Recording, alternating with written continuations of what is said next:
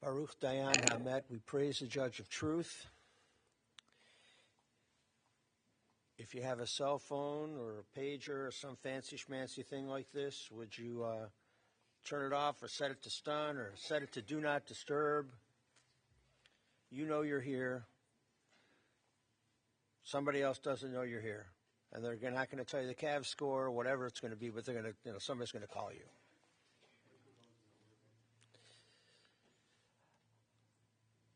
I'll make sure that, does it working now? Kind of? No? If I do this, does it work? Yeah, but I can't do this. Even for Phyllis, I can't do this. We'll see if... Okay. Baruch Dayan Hamet, we praise the Judge of Truth. We gather to lay to rest the remains of our dear Phyllis Buchler. And we spoke beforehand. It's so considerate of the family to bring the good weather with them. Some of them came from Florida. Some came up from Tennessee. It's usually warmer down there. But they weren't able to really bring that weather. But for Phyllis, she was a feisty woman, and she was a strong woman, so we'll be feisty and tough and strong for her. Let's begin with Psalm 121. Esai enai el haharim me'ayin yavo Ezri. Ezri me'im Adonai oseh shamayim va'aretz. Al yitein amot raglecha al yanum shomrecha. Hine lo yanum v'lo yishan shomer Yisrael. Adonai shomrecha, Adonai tzilcha al yad yaminecha. Yomam hashemesh lo yakeka v'yareach balayla. Adonai yishmarcha mikol ra yishmoret nafshecha. Adonai yishmar tzeicha v'oecha me'ata v'ad olam. I lift up mine eyes unto the mountains, from whence cometh my help. My help cometh from the Lord, maker of heaven and earth. God will not let your foot give way.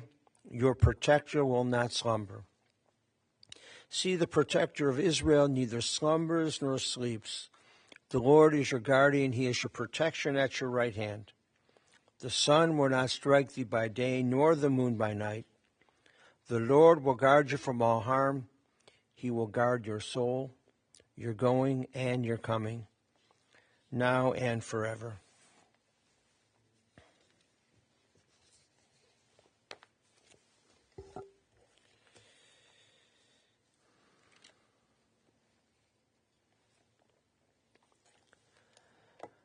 Death has taken our beloved Phyllis Buchler. Her Yiddish name is Fega Bat Yehuda. Fega is like a bird. Friends grieve in their darkened world. In their silence there is lamentation. In their tears there is loneliness. Lost in their sorrow, may they find the presence of loving friends. Hear them, O God, and be with them. For Phyllis's love that united many people in life and which death cannot sever. For her companionship that was shared along life's path and which continues through the tenderness of memory. For the gifts of her heart and mind which brought joy and happiness and is now a precious remembrance. For all of these and more, we give our thanks to God. It is a time of sadness. It is a time of grief. And so we listen once again to the voice of our sacred scriptures from Sefer Tehillim, from the book of Psalms. It tells us of our kinship with the Creator, in light as in darkness, in joy as in sorrow, in life as in death. Together let us recite the 23rd Psalm. The Lord is my shepherd, I shall not want. He maketh me to lie down in green pastures. He leadeth me beside the still waters. He restoreth my soul. He guideth me in straight paths for his name's sake. Yea, though I walk through the valley of the shadow of death, I will fear no evil, for thou art with me. Thy rod and thy staff, they comfort me. Thou preparest a table before me in the presence of mine enemies. Thou hast anointed my head with oil. My cup runneth over. Surely goodness and mercy shall follow me all the days of my life, and I shall dwell in the house of the Lord forever.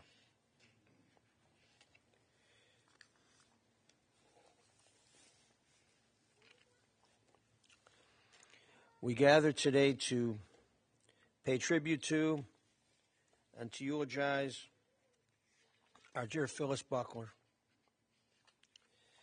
Fege Bat Yehuda. Phyllis, if you knew her, she spoke her mind. She let you know what she was thinking. If you wanted to hear it, that was great. If you didn't want to hear it, she still spoke her mind. And she was feisty. She was proud of her children and her grandchildren and great-grandchildren. This week we're finishing off the book of Leviticus in the Torah. Next week we begin the beginning of the book of Numbers, Sefer Bamidbar. And that Torah portion begins with a series of census counts to establish the number of adult males available for military service and the number of Levites. You've got a great-grandson named Levites to serve in the wilderness tabernacle, and the number of Kohathites to carry the most precious parts of the tabernacle. And some readers, reading the beginning of the book of Numbers, are bored to tears. I mean, some are just bored to tears. All of these names and all of these numbers. I mean, Judaism teaches, however, that the Torah doesn't have anything superfluous in it. There must be a reason for all the names and all the numbers. Rashi, a commentator, a tremendous Torah commentator from the 11th century in France, brings an insightful comment about all the names and all the numbers. Rashi teaches that counting the people is a measure of God's intense love for each person, because you don't count people who are unimportant to you. You don't count things that are unimportant to you. You don't count people that you don't care about. And unless you're Meshugana, I mean, some people are crazy, but most of us are not Meshugana.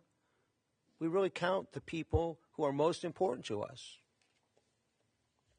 And that same insight brings us here today, because we gather in solemn reverence to count and to recount the life and the deeds and the name and the life of your dear Phyllis.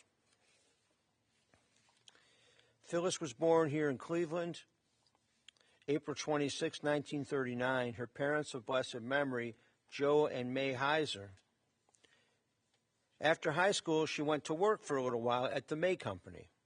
And Irving Buchler, her dear husband of 41 years, Irving was born in Belgium. And at the time of his funeral in 2005, Irving's brother Fred, now also of blessed memory, said, even though he was born in Belgium, he was a stubborn Hungarian. And we came over here in 1948, and he was a very nice person. We went through the Holocaust together. Phyllis and Irving met one of three ways. According to Robin, Irving Buchler and Phyllis Heiser met at a dance. According to Marcy, she'd never heard that. Or the third option, only Phyllis and Irving know how they met. I mean, they're both of blessed memory, so. Irving and Phyllis married September 19th, 1964, and they shared a life of 41 years at the time of his death in 2005. In 2005, Phyllis recalled of her dear husband, Irving would do anything for anybody. He would drive you to the airport at 1 in the morning. He was messy, and he is usually late. And on our wedding day, I told Irving to show up at a particular time. Only thing was, I told him it was an hour before the real time. Thus, he was on time for the wedding. He was actually even a little early. There were many dinners with friends that started while we waited for Irv. And he always said, don't worry, I'll be there. Even after 41 years of marriage, he always mixed up the milk dishes and the meat dishes. But he was consistent, and consistency is often a very important character trait. Phyllis and Irving were blessed with family. Phyllis was especially blessed to know her grandchildren and great-grandchildren well. 2 children, 4 grandchildren, and 2 great-grandchildren. I'll try. If I mess up names, please call them right out. Children, Marcy and Robin. Marcy and Mike, Robin and Jeff. Grandchildren, Billy, Laura, Joey, and Ian, who's Yehuda. In Hebrew school, is always Yehuda. Billy's married to Julie. Laura is with Jameson, or a significant other, however you want to call these things nowadays. Joey's fiance is Mia, and Ian's girlfriend is Kat, or Yehuda's girlfriend is Kat. And then the great-grandchildren, Topher, who's 2, and Levi, who's 4 months, and behaving very, very, very well. And even if they cried, you know, who among us doesn't want to cry sometimes? You know, you're at the funeral of a loved one. It's okay. Robin, you said of your mother, she taught me how to do needlepoint. She was very giving. She gave out, I had to look this up on the internet, Dalton needlepoints, or Royal Dalton needlepoints. Oh, 2 different things. Okay, so she gave out Royal Dalton and needlepoints. And she taught me to needlepoint. We have tons of those all over the place. And you said every day, I called her around 6 p.m., and that was my routine. She ate about 4 to 6 p.m., and her voice was therapeutic for me, and my voice was therapeutic for her. She liked all the holidays. She liked playing the slots. This is the time for the slot machine. She liked playing the slots. And she set a limit on losing, which is an important thing to do if you're going to gamble. She set a limit on losing. She was good at that. She knew how to walk away and not to lose at all. That's an important character trait also. She had a seizure about 2 years ago, and she was able to come back from that one. The seizure she had about a week ago was more severe. She wasn't able to come back from that. Marcy, you recalled we took her to High Holy Days the last couple of years at B'nai Sholem. It's a congregation in Blounteville, Tennessee. Tri-Cities, Tennessee. It's a familiar place. Most of her life, she was direct and feisty, and she spoke her mind. She said it as it was.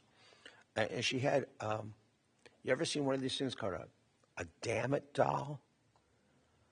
If you really want to say, you know, you really want to yell, like, damn it, it's a doll. You just, like, hit it, you know. She had one of those, and it's actually traveling with her in the casket. Because there were times that she wanted to, you know, express her difficulty with Irv. I mean, if you're married 41 years, it happens for all of us. So she's got that. So when she sees him in Olam Haba, in the world to come, which is a spiritual existence, the doll will be there too. She can give it to him. This past year after her seizure, we were told she couldn't live alone anymore, Marcy said. And so we brought her down to live in an assisted living. It was a very nice assisted living called the Blake. Marcy said it was posh. Very nice. And we went on a vacation to Maine, and she always wanted to go to Maine on vacation, she said. So we went in 2024, and she went, there was just one condition for her coming on the vacation with us, Marcy said. She said, if I go, can I eat a whole lobster? And they went, and she ate a whole lobster. She loved to go on cruises. She and Irv went on a lot of cruises. Hadn't been on a cruise since COVID. However, recently, Marcy said, I took her on a cruise with Laura, and she really wanted to go. She always wanted to go back to Disney World, and they went to Disney World. Laura is young, 25. Phyllis was a lot older. They were both in wheelchairs. Laura, for some reason. No. Mia, for some reason, was in a wheelchair. I don't know what.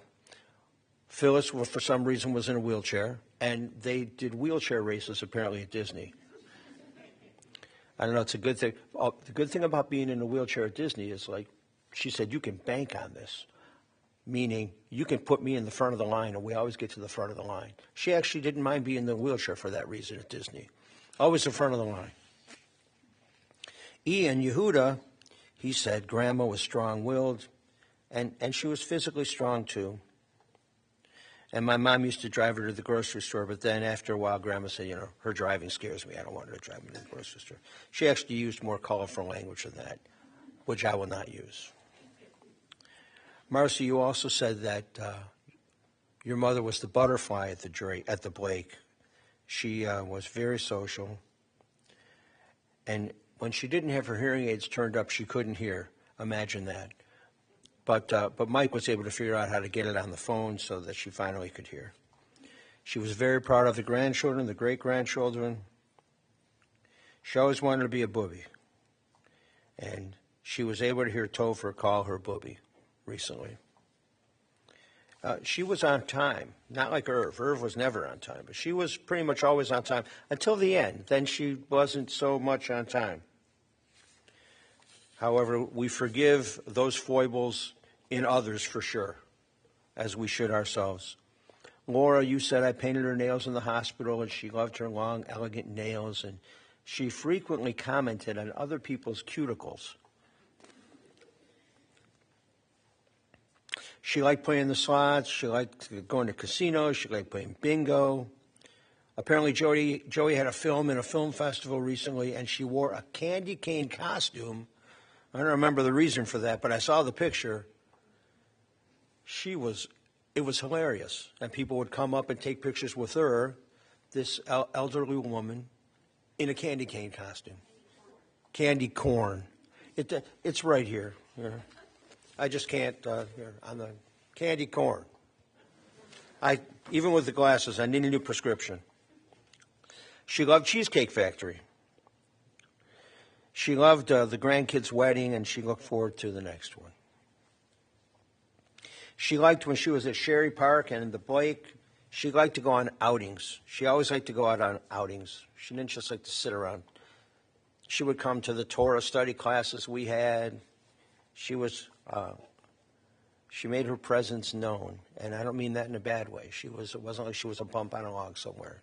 She had a nice personality. She was very, very pleasant to be with. She loved chocolate. Marcy's a pharmacist at Food City. I hope I can say that. And at Food City, it's probably like a Kroger's or an IGA or whatever. Much better. Food City, if you're listening, much better than Kroger's and IGA. She's a pharmacist there. They have a bakery there. And she asked them to make a nice chocolate cake for her mother for her birthday. And they did, and she loved it. Billy mentioned, Grandma, we loved her. She always wanted to be a booby, and we were able to do that. Not only was she feisty, but she tossed out zingers. I don't know what that specifically was, but that is like saying something. I know what a zinger is. Since we've been married, she called Julie more often than she called me, which is actually the way it should be. Grandma told Julie, don't make Passover from scratch. Just find the blue box. What is it, Manischewitz? Yeah, just find the blue box to make that stuff. Grandma and Marcy used to argue about the Passover foods, your son said. She was very competitive. She loved playing games. She liked to play Rummy Cube. It was a favorite. She liked playing Clue. And Billy said, and then I was able sometimes to, even if I begged her, she would play Monopoly with me. As we are all too aware, the final days and weeks can be extremely difficult. And blessedly, Phyllis was accompanied by children and grandchildren and spouses and significant others, and they gathered around the hospital bed to be with her when she breathed her last on Sunday night, which is a tremendous blessing. Now she is at peace. There is no suffering or discomfort. Just as Shabbat is a time of rest, so too for our dear Phyllis Buchler, it's a time of rest and peace.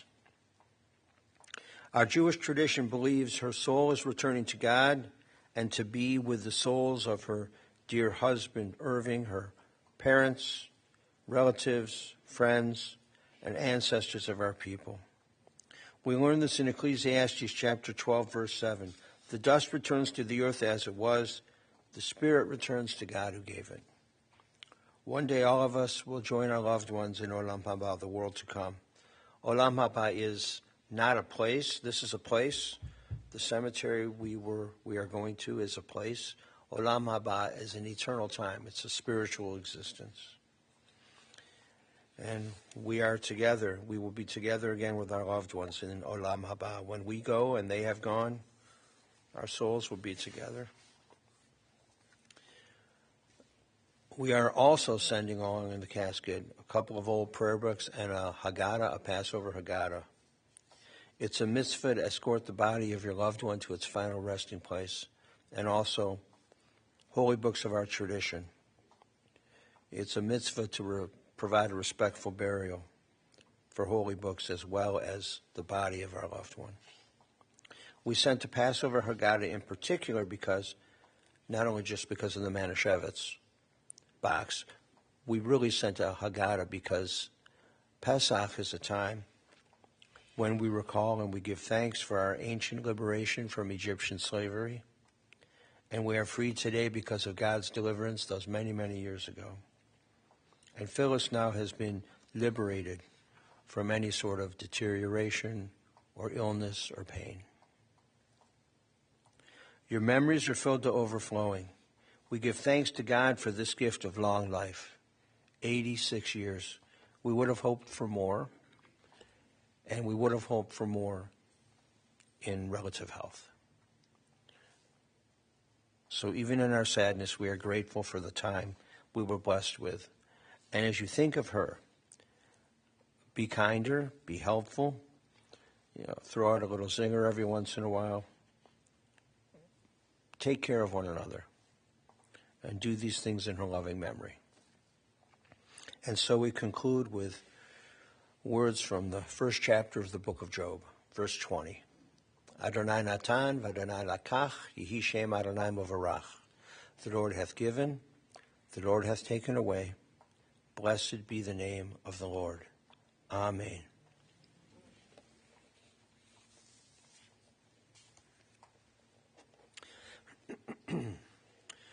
Ose shalom bimromav, hu ya'aseh shalom aleinu,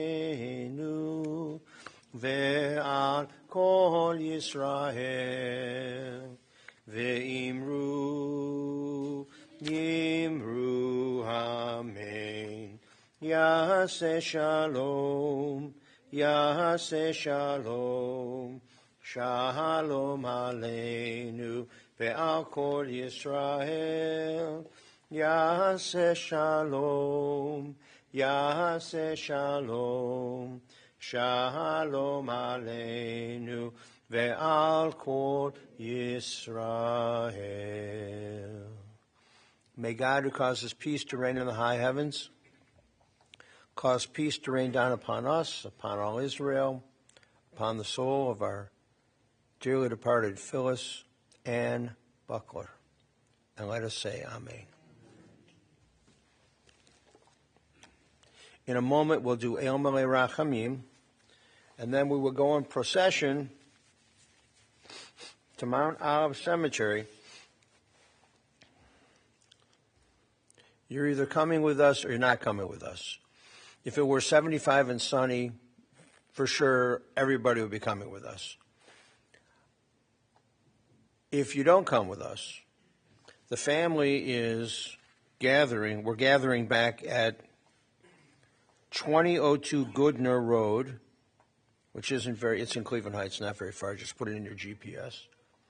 But we probably won't be there for about an hour and a half, an hour 45 minutes from now. Because if it were 75 and sunny, it would be relatively easy traveling to the cemetery, relatively easy getting to the grave. This will be a slow slog. So if you're not coming with us to the cemetery, we'll meet you back at that Airbnb in about an hour and a half, hour and 45 minutes from now. We'll say Kaddish at the grave, and we'll say Kaddish back at the house. We'll light the Shiva candle.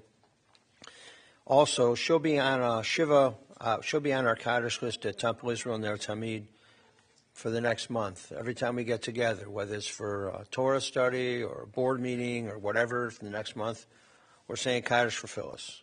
It'll be our privilege to do so. And she'll be on other Kaddish lists, I imagine, as well. Please rise for El Malei Rachamim. Into your care, O God, we entrust the spirit of our dear Phyllis Buchler, Fega Bat Yehuda. For you keep faith with your children in death as in life.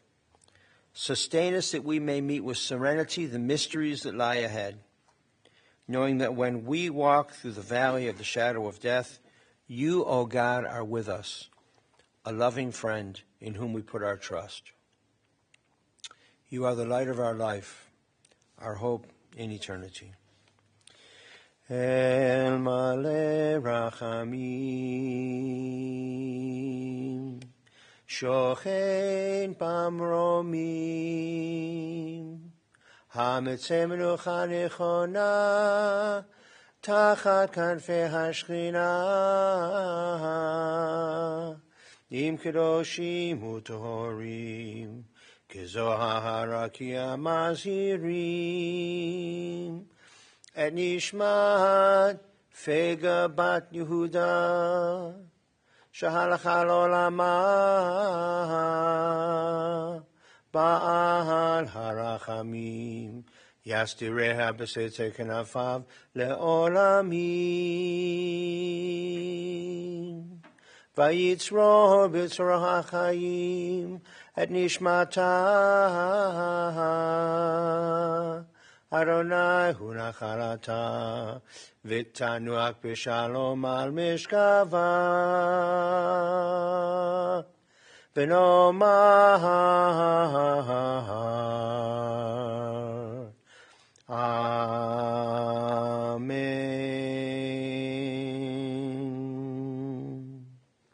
Compassionate God, eternal Spirit of the universe, grant perfect rest in your sheltering presence to our dear Phyllis Buchler. She has entered eternity.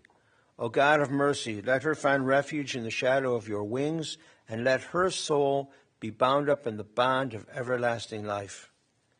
God is her inheritance. May she rest in peace, and let us say, Amen. And now the funeral directors will come forward and give us instructions as we move to the cemetery.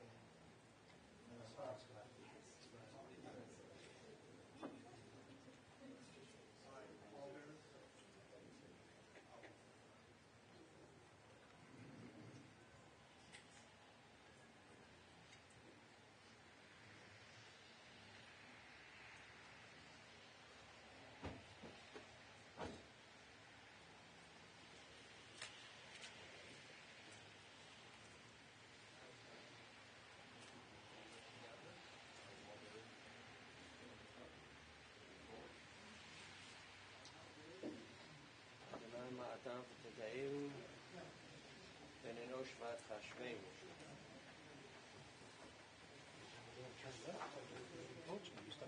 Adonai Ma'od Atahi Salanu B'dor B'dor Terem Harim Yidadu Bat Eretz V'Tevel Ma'olam Ad Olam Ata Elam. My friends, I'll ask you to step directly to your car seat. If you are driving with us to the cemetery, I want you to turn on your emergency flashlights in addition to your headlights. You can exit to the front or rear of the chapel if you need. Thank you very much.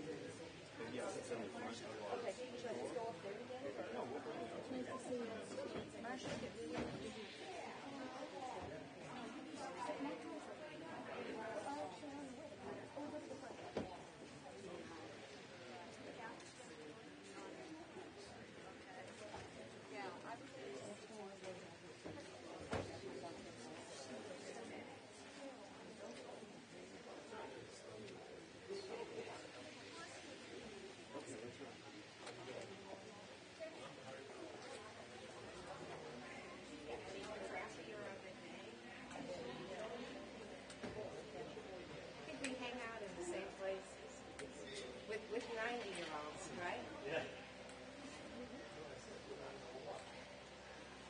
Those are my favorite people, 90-year-olds. Yeah, nothing wrong with that. I'm past there. It's the alternative.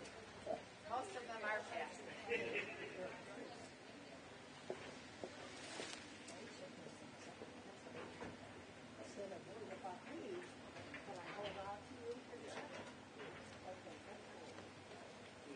See ya, take care.